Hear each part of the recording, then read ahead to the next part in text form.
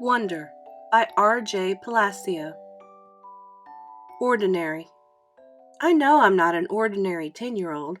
I mean, sure, I do ordinary things.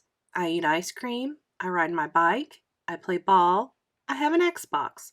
Stuff like that makes me ordinary, I guess. And I feel ordinary. Inside. But I know ordinary kids don't make other ordinary kids run away screaming in playgrounds. I know ordinary kids don't get stared at wherever they go. If I found a magic lamp and I could have one wish, I would wish that I had a normal face that no one ever noticed at all. I would wish that I could walk down the street without people seeing me and then doing that look away thing. Here's what I think. The only reason I'm not ordinary is that no one else sees me that way. But I'm kind of used to how I look by now. I know how to pretend I don't see the faces people make. We've all gotten pretty good at that sort of thing. Me, Mom and Dad, Via. Actually, I take that back. Via's not so good at it. She can get really annoyed when people do something rude. Like, for instance, one time in the playground, some older kids made some noises. I didn't even know what the noises were exactly because I didn't hear them myself, but Via heard, and she just started yelling at the kids. That's the way she is. I'm not that way. Via doesn't see me as ordinary. She says she does, but if I were ordinary, she wouldn't feel like she needs to protect me as much. And Mom and Dad don't see me as ordinary either. They see me as extraordinary. I think the only person in the world who realizes how ordinary I am is me. My name is August, by the way. I won't describe what I look like. Whatever you're thinking, it's probably worse. Why I didn't go to school. Next week I start 5th grade.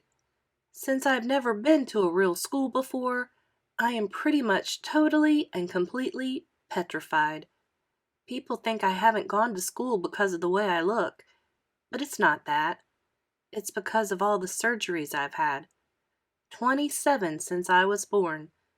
The bigger ones happened before I was even 4 years old, so I don't remember those.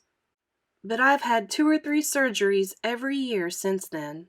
Some big, some small. And because I'm little for my age, and I have some other medical mysteries that doctors never really figured out, I used to get sick a lot. That's why my parents decided it was better if I didn't go to school. I'm much stronger now, though. The last surgery I had was 8 months ago, and I probably won't have to have any more for another couple of years. Mom homeschools me. She used to be a children's book illustrator. She draws really great fairies and mermaids. Her boy stuff isn't so hot, though. She once tried to draw me a Darth Vader, but it ended up looking like some weird mushroom-shaped robot. I haven't seen her draw anything in a long time. I think she's too busy taking care of me and Via. I can't say I always wanted to go to school because that wouldn't be exactly true. What I wanted was to go to school, but only if I could be like every other kid going to school. Have lots of friends and hang out after school and stuff like that. I have a few really good friends now. Christopher is my best friend, followed by Zachary and Alex. We've known each other since we were babies, and since they've always known me the way I am, they're used to me. When we were little, we used to have playdates all the time. But then Christopher moved to Bridgeport in Connecticut. That's more than an hour away from where I live in North River Heights, which is at the top tip of Manhattan. And Zachary and Alex started going to school. It's funny, even though Christopher's the one who moved far away, I still see him more than I see Zachary and Alex. They have all these new friends now. If we bump into each other on the street, they're still nice to me, though. They always say hello. I have other friends too, but not as good as Christopher and Zach and Alex were. For instance, Zach and Alex always invited me to their birthday parties when we were little, but Joel and Emond and Gabe never did. Emma invited me once, but I haven't seen her in a long time. And of course, I always go to Christopher's birthday. maybe I'm making too big a deal about birthday parties. How I Came to Life. I like when Mom tells this story because it makes me laugh so much. It's not funny in a way a joke is funny, but when Mom tells it, Vi and I just start cracking up. So, when I was in my mom's stomach, no one had any idea I would come out looking the way I look. Mom had had Via 4 years before, and that had been such a walk in the park, Mom's expression, that there was no reason to run any special tests. About 2 months before I was born, the doctors realized there was something wrong with my face, but they didn't think it was going to be bad. They told Mom and Dad I had a cleft palate and some other stuff going on. They called it small anomalies. There were 2 nurses in the delivery room the night I was born. One was very nice and sweet. The other one, Mom said, did not seem at all nice or sweet. She had very big arms and, here comes the funny part, she kept farting. Like, she'd bring Mom some ice chips and then fart. She'd check Mom's blood pressure and fart. Mom says it was unbelievable because the nurse never even said excuse me. Meanwhile, Mom's regular doctor wasn't on duty that night, so Mom got stuck with this cranky kid doctor she and Dad nicknamed Doogie after some old TV show or something. They didn't actually call him that to his face. But Mom says that even though everyone in the room was kind of grumpy, Dad kept making her laugh all night long. When I came out of Mom's stomach, she said the whole room got very quiet. Mom didn't even get a chance to look at me because the nice nurse immediately rushed me out of the room. Dad was in such a hurry to follow her that he dropped the video camera, which broke into a million pieces. And then Mom got very upset and tried to get out of bed to see where they were going. But the farting nurse put her very big arms on Mom to keep her down in the bed. They were practically fighting because Mom was hysterical and the farting nurse was yelling at her to stay calm. And then they both started screaming for the doctor. But guess what? He had fainted, right on the floor. So when the farting nurse saw that he had fainted, she started pushing him with her foot to get him to wake up, yelling at him the whole time, "What kind of doctor are you? What kind of doctor are you? Get up!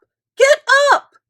And then all of a sudden, she let out the biggest, loudest, smelliest fart in the history of farts. Mom thinks it was actually the fart that finally woke the doctor up. Anyway, when Mom tells this story, she acts out all the parts, including the farting noises. And it is so funny. Mom says the farting nurse turned out to be a very nice woman. She stayed with Mom the whole time. Didn't leave her side, even after Dad came back and the doctors told them how sick I was. Mom remembers exactly what the nurse whispered in her ear when the doctor told her I probably wouldn't live through the night. Everyone born of God overcometh the world. And the next day, after I had lived through the night, it was that nurse who held Mom's hand when they brought her to meet me for the first time. Mom says by then they had told her all about me.